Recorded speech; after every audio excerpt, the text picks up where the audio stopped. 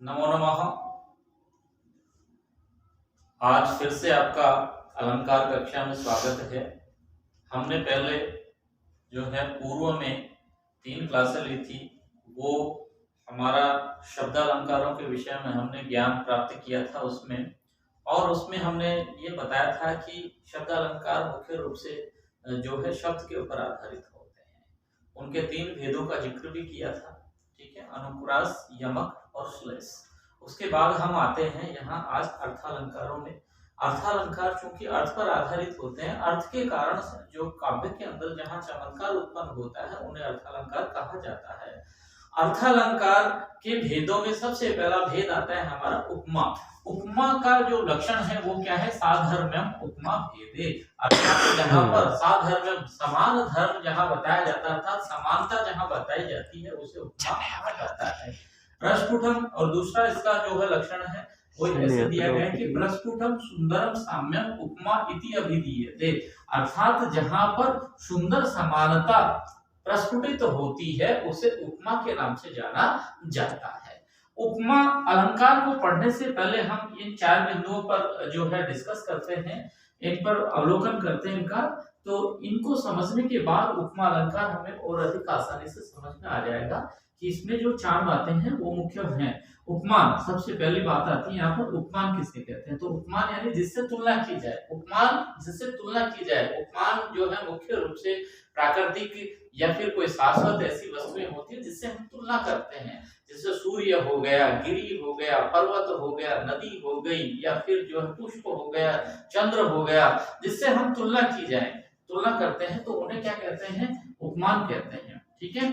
और उपमेय, उपमेय यानी जिसकी तुलना की जा रही है, जिसके बारे में हम बात कर रहे हैं उसको हम उपमेय कहते हैं, ठीक है ना। और तीसरा है वाचक शब्द। वाचक शब्द यानी तुल्यता, समानता, जो बताते हैं ये जो उसके सदृश है, समान है, उसके जैसा है, ठीक है ना। संस्कृत के अंदर हम इसके लिए इव शब्द का प्रयोग करते हैं। संस्कृत में इव, इव जो शब्द है, इव यानी उसकी तरह, उसके जैसा, सदृश शब्द है, वो भी जो है इसके लिए प्रयुक्त होता है। तो ये जो है समानता बतलाने वाले शब्द जो है वाचक शब्द कहलाते हैं। साधारण धर्म, साधारण धर्म यानी उन दोनों के अंदर जो है तुल्यता क्या है, समानता क्या है, तो वो जो है विशेषता बताने के लिए, या फिर उसके अंदर उसकी जो है विशेषता नहीं होती, ठीक है ना, या तो उसके अंदर अच्छाई होगी या बुराई होगी, तो वो सब इसमें बताएंगे। वो शब्द क्या कहलाते हैं? साधारण धर्म कहलाते हैं। तो इन चारों चीजों को हम इस उदाहरण के माध्यम से आसानी से समझ सकते हैं। उदाहरण है, शकुंतला का मुख चंद्रमा के समान सुंदर है।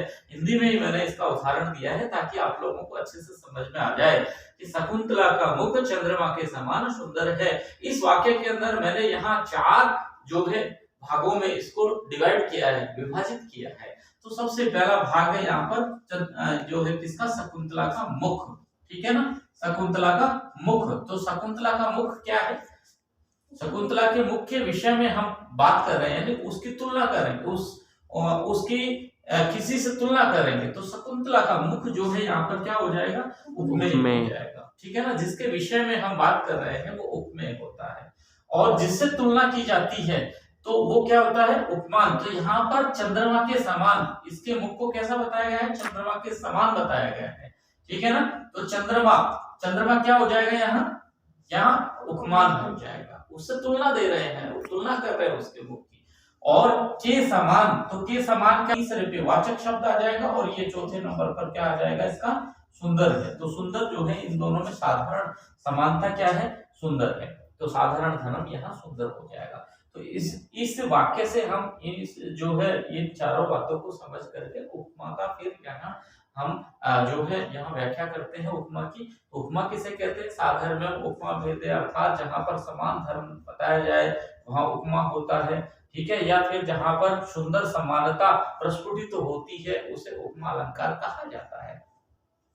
इसका उदाहरण देखते हैं। उपमा अलंकार का उदाहरण है, बहुत ही फेमस है, जो है हमारे महाकवि कुलगुरु कालिदास के द्वारा रचित रघुवंश नामक जो है एक महाकाव्य है, उसमें से लिया गया इंदुमती स्वयंवर में से ये जो चुना गया ये श्लोक है। जब इंदुमती अपने पति का वरण करने के लिए, चुनाव करने के लिए जब वो उसमें सभा के अंदर जाती है तो सभा के अंदर बीच में जो मार्ग होता है और इधर भी राजा लोग बैठे रहते हैं, इधर भी राजा लोग बैठे हैं, बीच में वो वरमाला लेकर के जाती है राजमार्ग से, उस मार्ग से। तो वहां उसकी सुंदरता वो कैसी लग रही है, कवि ने अपने शब्दों में उसको जो है निबद्ध किया है और ये जो श्लोक है, ये जो बात है वो इस श्लोक में निबद्ध हो गई है। और यह श्लोक उपमा अलंकार का एक बहुत ही सुंदर उदाहरण हमारे सामने जो है प्रस्तुत हुआ है। तो यहाँ इसको देखते हैं, संचारिणी दीप शिखेव रात्रौ यम यम व्यतीताय सा पतिंबरा नरेंद्र मार्गाट इव प्रपेदे विवर्ण भावम स भूमि पाला।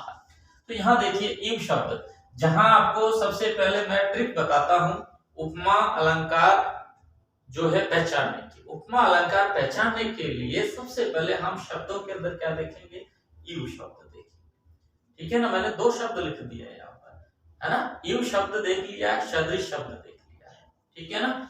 यानी ये दोनों शब्द जहां दिखाई दें, सबसे पहला ऑप्शन हमारा उपमा होगा।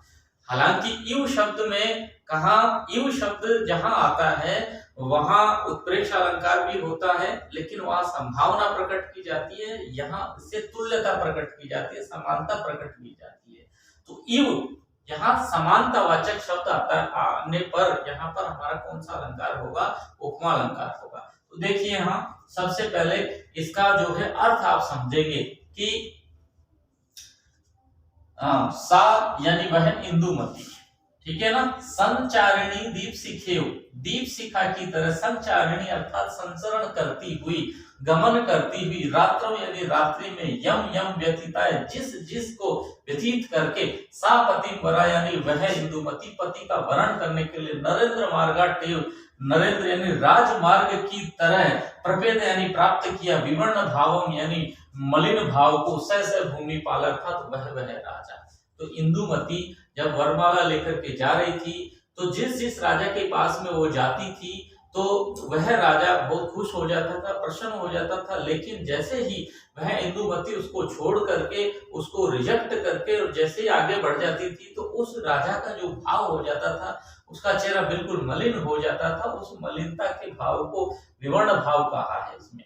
तो वो मलिन भावनी को इसमें बताया है, तो इसमें बताया है कि दीप शिखा इव, दीप शिखा की तरह। इंदुमती की तुलना किससे की गई है, दीप शिखा यानी दीपक की लो की तरह, दीपक की लो, शिखा कहते हैं लो, दीप शिखा दीपक की लो, तो दीपक के लो की तरह, ठीक है। कौन, सा पतिंबरा वह पति का वरण करने वाली, कौन, इंदुमती। तो इंदुमती की तुलना किससे की गई है, दीपक की शिखा के से की गई है। तो इसलिए यहाँ पर क्या हो जाएगा, उपमा अलंकार हो जाएगा, ठीक है। संचारिणी गमन करने वाली, ठीक है ना, जाने वाली। और फिर यहाँ नरेंद्र मार्गाट्य, नरेंद्र मार्गाट्य यानी नरेंद्र मार्ग, राजाओं के जो मार्ग है राजमार्ग की तरह है। राजमार्ग की तुलना किससे की गई है, संचारिणी दीप शिखेव, ठीक है ना, उस पर। यानी जिस प्रकार से रात्रि, अब देखना इसके अंदर दो अर्थ निकलेंगे आपको। जिस प्रकार से रात्रि के समय कोई भी व्यक्ति प्रकाश लेकर या टॉर्च लेकर या फिर लाइट जला करके और राजमार्ग से या मोमबत्ती लेकर के या दीपक जला करके वो राजमार्ग से निकल रहा है, ठीक है। तो सामने जब उसके पास में जो राजा आएंगे तो वो तो दिखाई देंगे, उसके आगे वाले दिखाई दे रहे हैं। लेकिन जैसे ही वो प्रकाश आगे की ओर चला जाता है तो पीछे जाने वाले जो रह जाने वाले पेड़ पौधे हैं, वस्तुएं हैं या खाली जगह हैं, खड्डे हैं, सारे अंधेरे के उसके अंदर विलुप्त हो जाते हैं, अंधेरे में गमगीन हो जाते हैं, खो जाते हैं। उसी प्रकार की स्थिति यहाँ राजाओं की हो रही है कि जो राजा उस दीप शिखा की तरह चलने वाली, कौन, इंदुमती के समक्ष यानी सामने है, वो तो केवल दिखाई दे रहे हैं। जैसे ही वो उन राजाओं को छोड़कर आगे की ओर चले जाती है तो वो राजा पीछे के अंधेरे में विलुप्त हो जाते हैं, अर्थात मलिनता को प्राप्त हो जाते हैं, विवर्ण भाव को प्राप्त हो जाते हैं। तो यहाँ पर दीप शिखा की तुलना किससे की है, इंदुमती से। तो इंदुमती की तुलना दीप शिखा से की है। और नरेंद्र मार्गाट्य यानी वो जो उसकी तरह ये बताया है कि राजमार्ग पर, राजमार्ग के समान जैसे जैसे वो पार करके चली जाती है वैसे वैसे वे राजा लोग मलिनता को प्राप्त हो जाते हैं। तो यहाँ दीपशिखा की तुलना किससे की गई है? इंदुमती से। इसलिए यहाँ पर सुंदर उपमा यहाँ होने के कारण से या सुंदर समानता होने के कारण से यहाँ पर उपमा अलंकार है। ठीक है, समझ में आ गया? उपमा अलंकार किसे कहते हैं? कि जहां सुंदर समानता बताई जाती है, उपमेय और उपमान में सुंदर समानता बताई जाती है, वहां क्या हो जाएगा? उपमा अलंकार। ठीक है, तो यहाँ देखिए नरेंद्र मार्गाटी प्रपेद विवर्ण भावम सस्य भूमिपाल है। तो यहाँ जो भूमिपाल है, राजा लोग जो हैं वो उसके जैसे क्या हो गए? विवर्ण भाव को प्राप्त हो गए हैं।